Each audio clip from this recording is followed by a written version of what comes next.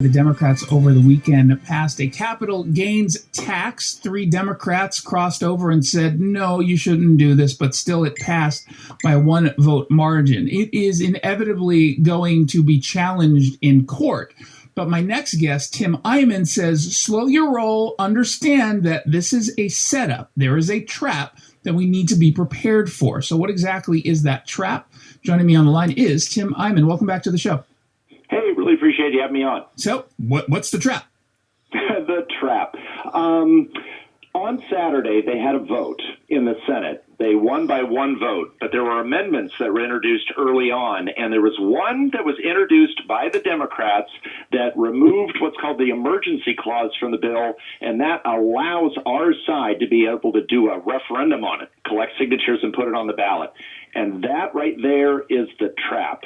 They just made it easier for our side to do a referendum on the measure, and that's the trap. If you go forward with a referendum, we've had 2 experiences where our side lost because we didn't notice that we were getting shafted with this trap, and that was last year's Sex Ed for Kids bill. Our side jumped at the chance to do a referendum. We got it on the ballot. The voters didn't go our way. And same thing with gay marriage. The idea of doing a referendum, the lawsuit, those are essentially conventional warfare that the Democrats expect and they're planning on. There's only one way to get around that. What's the one way to get around it? With a citizen initiative. Doing a citizen initiative, you avoid those roadblocks because what ends up happening with a referendum is you take this bill that's been passed by the Democrats that has all sorts of Machiavellian, almost Orwellian wording to it, and it's handed over to the Attorney General, and the Attorney General describes that to the voters.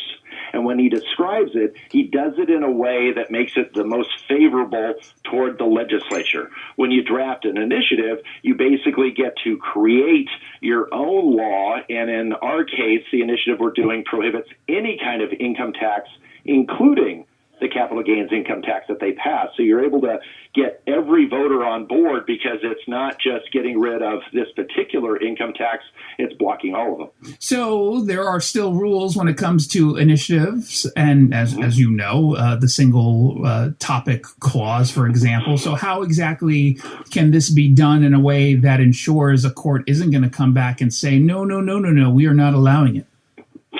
Very clearly, well, first of all, I've been working on this one for years. It's based on a lot of bills that have been introduced by the Republicans down in Olympia, frankly. And the basic idea is just a ban on any kind of income tax. There are many other legal precedents when it comes to banning certain kind of taxes. There's no sales tax on food because there was a law passed that made that illegal. There are plenty of different kinds of taxes that have been made that are basically prohibited, and this is simply following in that same footstep. It doesn't do anything else. It just prohibits any kind of income tax in the state of Washington. That's the single subject, and that makes it all under the same umbrella. Would it be retroactive? $30 tabs, unfortunately, $30 tabs, they said we had to do some bonding issues and some other things that they said was a second subject. In this case, it's prohibiting any kind of income tax, which includes a capital gains income tax. But is it written in a way that would cover a retroactive bill versus just saying moving forward you can't do this?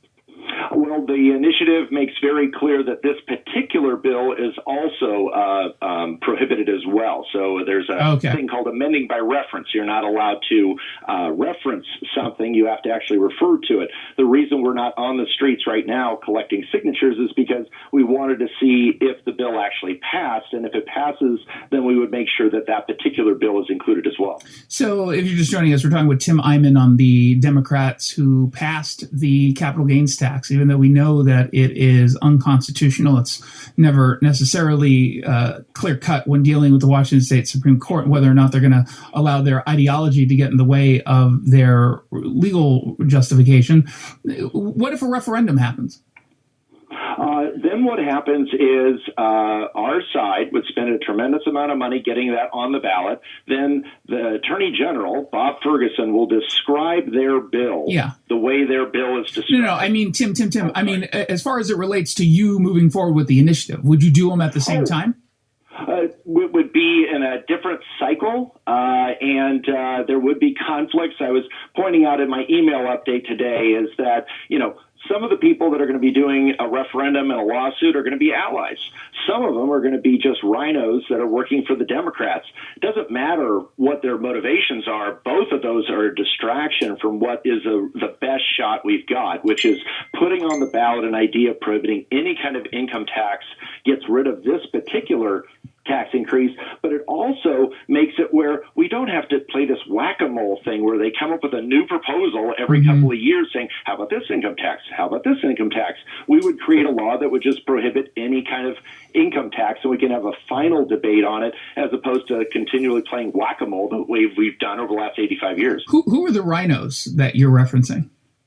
I think it's very clear that many times in these past efforts, we've gone down in flames. And I just look at the other side and go, don't you guys see what you're doing? You're getting caught in this trap. And unfortunately, you already see a lot of people talking about, we have to do a referendum, we have to do a lawsuit. And I'm just trying to illustrate the history of referendums is horrible. Referendums tend to fail because they're very confusing. They're one of these no means yes questions because you're asking everyone to sign the petition and support referendum 98.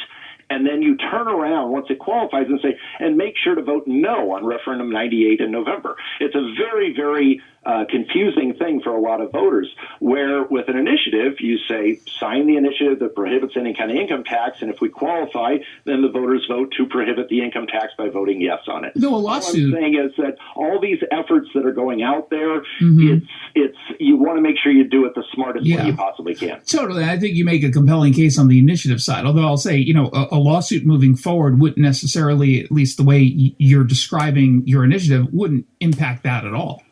It would not. It would not. And I'm not, so Pollyannic that these efforts aren't going to go forward. Yeah. I'm simply trying to illustrate why it is that they are a trap. And the thing that's interesting about the lawsuit, just real briefly, is that this particular 9 justices of the Supreme Court, they have to find 5 of them that are willing to overturn 85 years of precedent and say that this particular bill is okay.